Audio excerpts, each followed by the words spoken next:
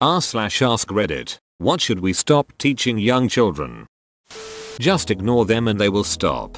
Sometimes that's the answer. Sometimes it's disastrous. The real answer is don't give the bully what they want. So what to do depends on what the bully is trying to get out of you. If the bully is trying to get a reaction, or make you visibly feel hurt so that they can feel like they have emotional power over you, then ignoring them can deny them that and could work. If they're trying to feel powerful by creating a situation where they're dominant and you're submissive, or where they get to toy with you with impunity, then being passive instead of fighting back would worsen it. In general, don't reward behavior you want less of, so that means understanding what the bully considers a reward. That the teacher will handle any bullies. That children should always do what they're told. If they're uncomfortable, or scared, or truly believe what they're being asked to do is wrong, they should be taught it's okay to stick up for themselves. My take on this: that children should always think about what they have been told, and whether they should do it. The key word here is thinking, and accepting reasoning instead of authority.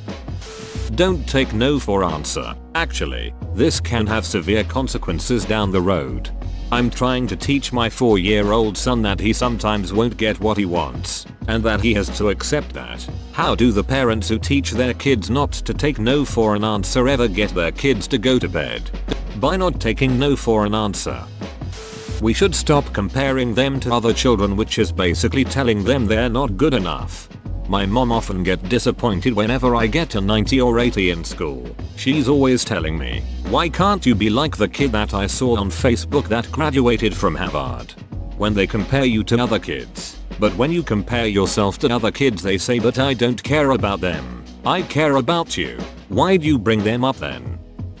That asking questions is annoying or unacceptable. I don't know. Let's find out together is the most engaging possible answer you can give a curious child. Look, intellectually I'm with you 100%. And I sort of enjoy talking through who would win if Wolverine and Deadpool fight. But about an hour later of the same subject or some variant of it, I'm just saying.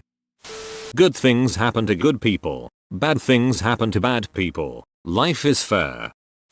That ugly equals bad evil. I partially blame TV animation for this one though. Old, ugly, fat or serious looking people are almost always the villains. This often makes kids fear elderly people and make unfair connections between appearance and personality. And it's not just kids animation.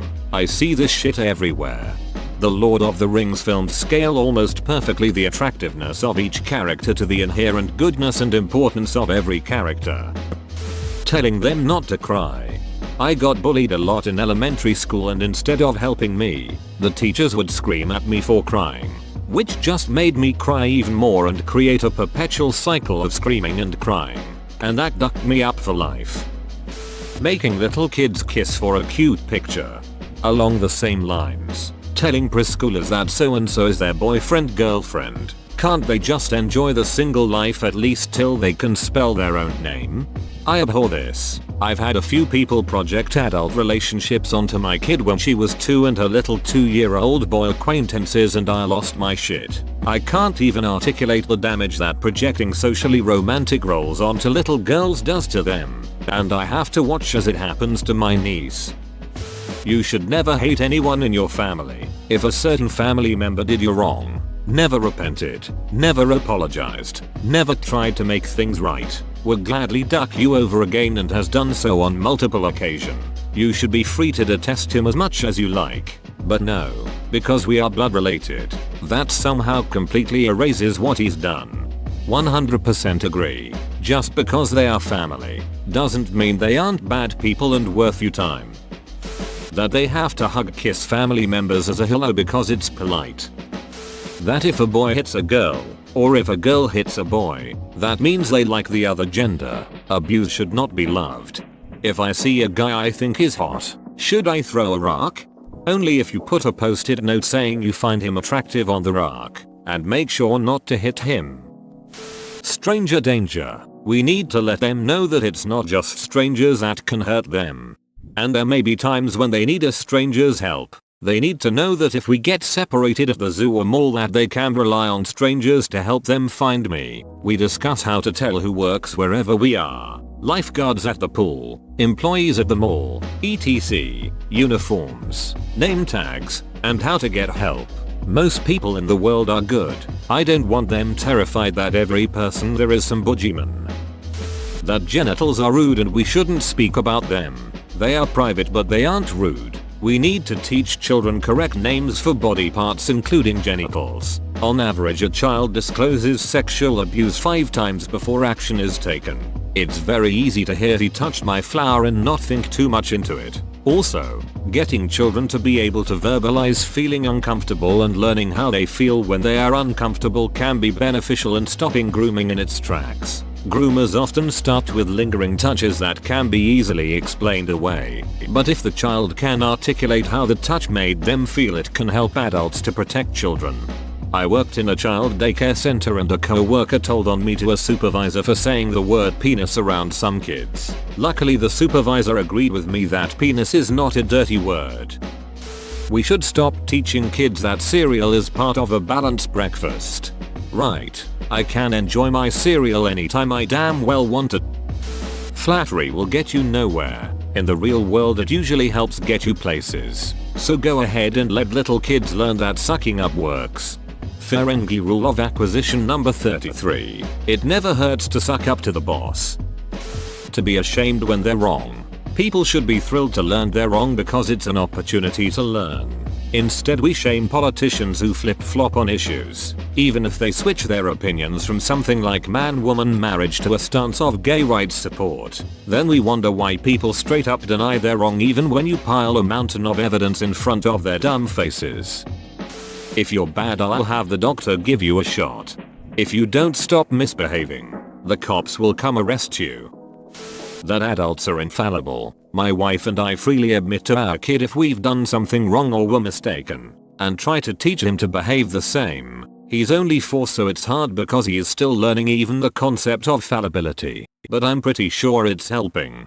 Roald Dahl would have absolutely liked you. Roald Dahl grew up going through the old-fashioned British school system, and he had to encounter plenty of adults who openly insulted kids by constantly accusing them for being untrustworthy, inherently lazy, bad and pathetic, while building themselves up as above all that. He had various male teachers like this. It's one of the reasons why he wrote much of the adults except for Miss Honey, displaying the same behaviors attitudes all over Matilda. It wasn't because he wanted to make Matilda seem misunderstood for being so smart. Much of the negative adult attitudes were literally lifted from what teachers had said to him and his classmates when he was a boy. You could tell that he wanted more adults to be honest, and to treat kids like developing adults that could be taken seriously. Everyone has to go to college. I think a better approach is everyone needs training after high school for chosen career. For example, college, trade school, apprenticeship are all options. They are correct options for nurse, welder and plumber respectively. That their feelings don't matter. They do. They really do. Unhealthy relationships with food. Noticing how our relationship with food is covertly communicated to our children.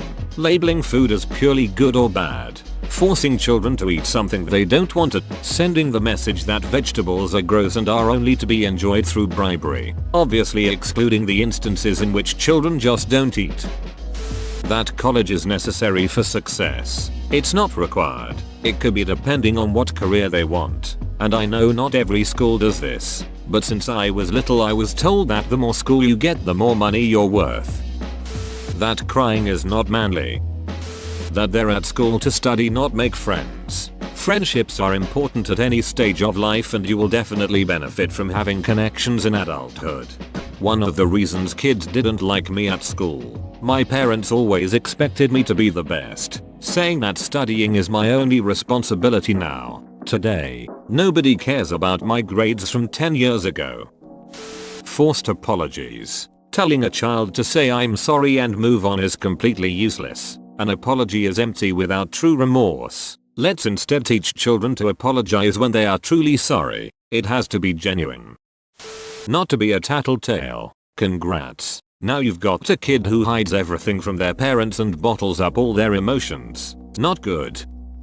I don't know how many schools do this, but I know it happened to me in both primary and high school, and multiple other people I've spoken to about this who live in my state have said this as well. NSW. OS. But there's something called resilience training where they gather bullied kids and tell us that the way to prevent being bullied is to stop making ourselves a target, telling us that we have to try harder to fit in, and how ignoring a bully will make them give up rather than crying or running away. It doesn't help.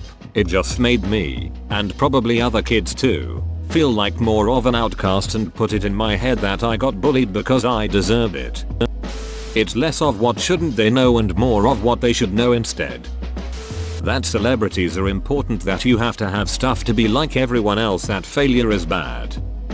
Wikipedia can never be trusted. Generally the information on it is very accurate, although it is a good idea to use other sources to confirm it, although that's true for everything.